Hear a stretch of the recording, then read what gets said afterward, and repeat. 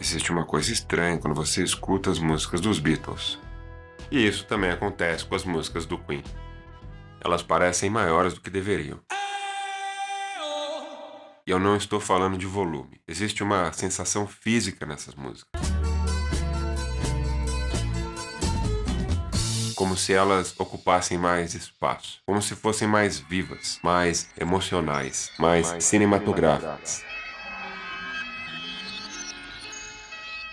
Mesmo décadas depois, essas músicas ainda parecem gigantes. Mesmo se você ouvir numa caixa pequena, num celular, mesmo depois de milhares de músicas lançadas desde então. Mas por que será? O que exatamente essas bandas descobriram? E por que será que o nosso cérebro reage tão fortemente para esse tipo de som? Porque provavelmente o segredo não está só nas composições, na música em si. Talvez esteja na forma como essas músicas foram construídas. Hoje nós vamos abrir algumas dessas gravações e fazer uma espécie de uma autópsia sonora. Vamos ouvir os stems, os chamados arquivos multitracks. Somebody calls you, you answer quite slowly. A girl with kaleidoscope eyes. E ver algumas das camadas escondidas que existem nessas músicas. E ver algumas técnicas que simplesmente mudaram a história da música moderna. Porque Beatles e Queen entenderam uma coisa antes de quase todo mundo.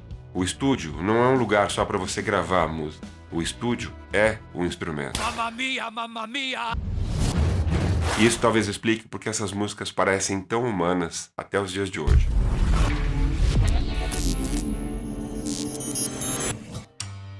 Quando o estúdio virou instrumento.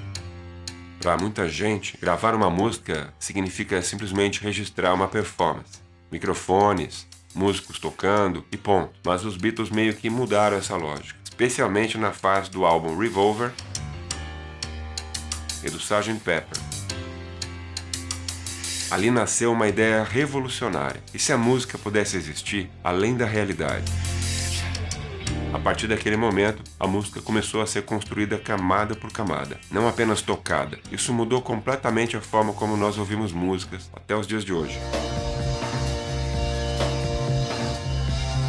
Porque quando você abre uma dessas gravações, uma coisa chama muita atenção. As músicas parecem simples por fora, mas por dentro são arquiteturas emocionais extremamente sofisticadas. Lay down all thoughts, surrender to the void. E o Queen entendeu isso perfeitamente também. Dynamite with a laser beam, guaranteed to blow your mind. Só que ao invés de psicodelia, eles transformaram isso em cinema. Tudo parecia maior, mais teatral, mais dramático, quase operístico.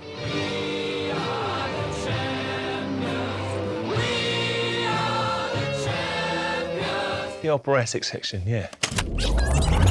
Aliás, se você curte esse tipo de conteúdo mais profundo sobre música, produção e percepção sonora, já deixa o like aí no vídeo, por favor, e se inscreve no canal, porque vídeos como esse dão muito trabalho para fazer e a sua interação no vídeo é fundamental para que eu possa continuar fazendo esse trabalho aqui por você. O segredo das harmonias. Agora observe isso aqui. Vamos ouvir apenas algumas harmonias vocais isoladas.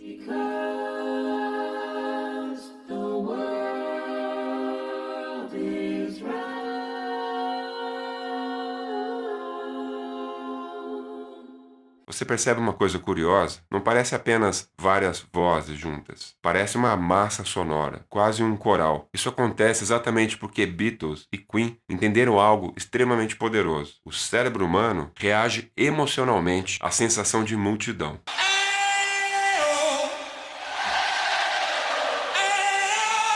Quanto mais vozes ligeiramente diferentes, mais o nosso cérebro interpreta isso como grande, humano, importante. É quase psicológico. Queen levou isso ao extremo. Freddie Mercury, Brian May e Roger Taylor gravavam dezenas e dezenas de camadas vocais. Bismillah.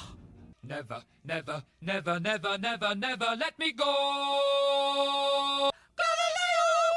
Galileo Figaro. He's just a poor boy from a poor family. Spare him his life from this monstrosity. Oh, he's just a poor boy from a poor family. Spare him his life from this monstrosity. Não para deixar mais bonito, mas para criar escala, harmonia, para fazer a música parecer maior que a realidade. E os Beatles já exploravam exatamente essa sensação anos antes, com abordagens vocais, harmonias abertas e experimentações absurdamente avançadas para a época. Little darling, the smiles returning to the faces. Little darling, it seems like years since it's been here. Here comes the sun. Here comes the sun. I say it's alright. Lembre-se que naquela época era tudo produzido de forma analógica, bem diferente dos dias de hoje, que é tudo feito praticamente no computador. Esse processo experimental exigia muito mais trabalho e um conhecimento técnico maior, evidentemente. Agora pensa nisso, essas bandas não estavam apenas compondo música, na verdade elas estavam manipulando a nossa percepção.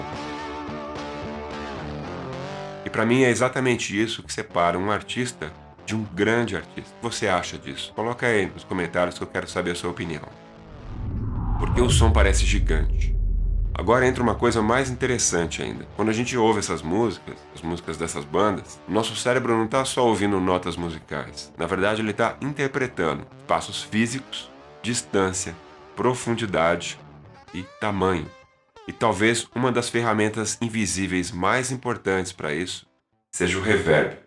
Veja com o reverb desligado. Here comes the sun. I say it's alright. E agora com o reverb ligado. Here comes the sun. I say it's alright. Veja como imediatamente essa voz deixa de parecer uma voz num quarto, num estúdio, começa a parecer um evento. O nosso cérebro associa reverberação com espaços grandes. Eu vou te falar que o Queen entendia isso absurdamente bem, e os Beatles também, especialmente quando eles começaram a explorar câmaras de eco, tape delay e o uso de ambiência artificial. Se você quiser entender como tudo isso funciona na prática, eu fiz um vídeo inteiro sobre reverb aqui no canal. Aliás, é um vídeo que eu gostei muito de fazer. Mesmo que você não seja músico, eu vou te dizer que vale a pena assistir, porque esse vídeo ajuda a explicar por que alguns sons parecem íntimos, enquanto outros parecem maior do que a própria realidade. O link está aqui em cima nos cards e aqui embaixo na descrição. Vai depois dar uma olhada lá, porque é bem legal o vídeo.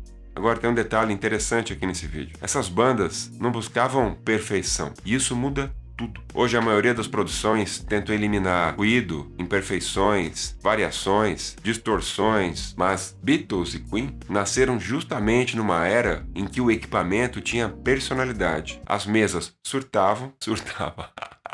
As mesas saturavam, as fitas comprimiam e os circuitos davam cor ao som. E talvez tenha sido exatamente isso que fez as músicas dessas bandas parecerem tão humanas. Se você duvida disso, depois dá uma olhada nesse outro vídeo aqui, onde eu falo sobre o uso das válvulas na produção musical. Você vai entender por que muitos músicos por aí gostam tanto de utilizar equipamentos realmente valvulados.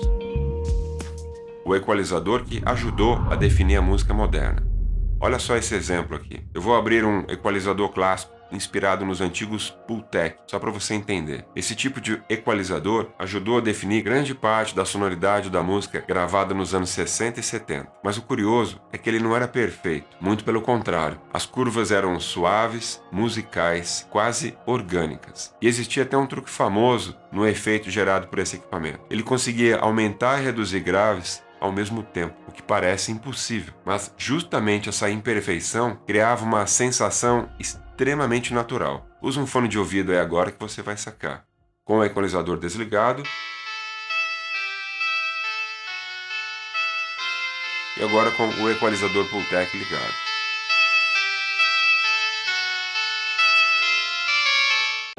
Repara como parece como se o som fosse mais tridimensional, mais quente, mais vivo. Isso não é apenas equalização, isso é percepção humana. E provavelmente esse seja um dos vários segredos dessas bandas. Eles utilizavam tecnologia para aumentar a nossa emoção e não para parecer uma música perfeita.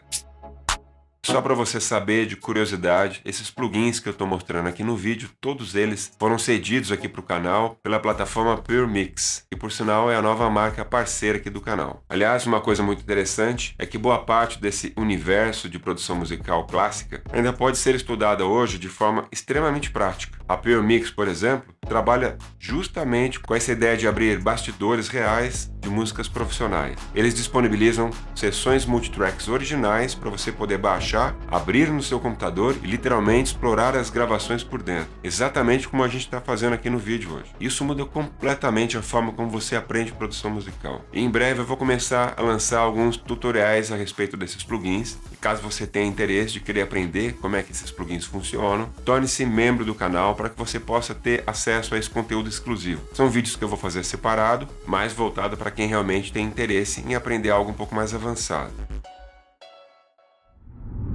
Música como cinema. Agora vamos falar aí de uma outra técnica absurda que tanto o Queen quanto os Beatles tinham em comum: contraste emocional. Talvez uma das maiores armas dessas bandas, porque músicas gigantes não ficam gigantes o tempo todo. Elas respiram, explodem, recuam, crescem e depois desaparecem. Olha a Day in the Life. I read the news today, oh boy. 5, 6, 7, 8, 9.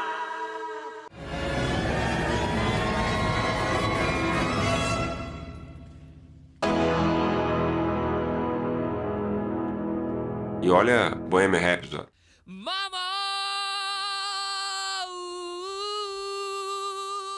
Lightning, very, very frightening. I see a little silhouette of a man. Scaramouche, will you do the fandango? Thunderbolt and light. Galileo, Figaro. Bismillah.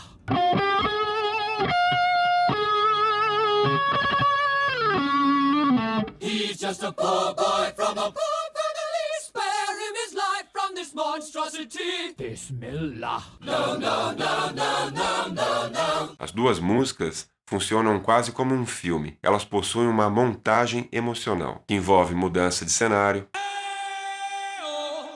mudança de dinâmica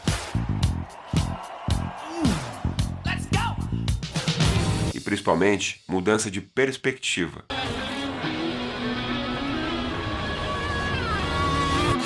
Guarde bem isso que eu vou dizer agora. O nosso cérebro ama tensão seguida de recompensa. Som humano. Agora escuta isso aqui. Lucy in the sky with diamonds. Agora com um pouco mais de compressão. Lucy in the sky with diamonds. Ouvidos um pouquinho mais treinados vão perceber como tudo parece mais próximo. Mas compressão não serve só para controlar o volume. Ele altera intimidade emocional. Ele muda a distância psicológica entre a música e o ouvinte. E foi justamente essa mistura entre harmonia, camadas, compressão, saturação, ambiência e contraste dinâmico que começou a transformar música em experiência. Pense como eram as músicas antes desses recursos existirem e como que o surgimento de cada um desses recursos, de cada uma dessas técnicas, foi mudando a música ao longo da história. Tecnologias e técnicas que foram sendo implementadas com o tempo, e essas bandas sempre estavam muito ligadas nisso. Mas talvez ainda exista uma camada ainda mais profunda aqui nesse papo, porque Beatles e Queen não pensavam apenas como músicos. Na verdade, eles pensavam quase como diretores de cinema. As músicas tinham cenas, personagens, clímax, atmosfera. E talvez seja por isso que essas músicas envelheceram tão bem. Porque o nosso cérebro não memoriza apenas melodias. Ele memoriza experiências emocionais. Algo que parece raro nas músicas de hoje em dia, não é verdade? Que a música perdeu. E aqui entra uma ironia muito interessante. Hoje nós temos tecnologia infinitamente mais avançada. Plugins perfeitos, correções perfeitas, afinação perfeita, limpeza perfeita. Mas muitas vezes o som moderno parece menor, mais frio, mais artificial. Porque no fundo, o segredo dessas bandas nunca estava só na tecnologia. Era justamente o contrário disso. O segredo morava nas pequenas imperfeições, nas texturas e principalmente na sensação de humanidade. Exatamente na capacidade de transformar áudio em emoção. E agora eu quero saber uma coisa de você. Qual música dos Beatles e do Queen passa para você essa sensação de som gigante que eu acabei de falar aqui no vídeo? Comenta aqui embaixo que eu realmente quero saber a sua opinião sobre isso. Porque no fim, é bem provável que essas músicas continuem funcionando até os dias de hoje por um motivo muito simples. Elas não são apenas grandes, elas são humanas. Talvez seja exatamente por isso que o nosso cérebro continue se conectando tão profundamente com essas músicas até os dias de hoje. E ao mesmo tempo parece ficar meio incomodado com algumas das músicas que surgem hoje em dia. O que você acha? Coloca aí nos comentários. Se você assistiu esse vídeo até aqui, por favor siga o canal e ative as notificações para você ser avisado sempre que tiver um vídeo novo. Aqui no canal eu lanço vídeo novo toda semana, tudo produzido com muito carinho para você. Valeu e até o próximo vídeo.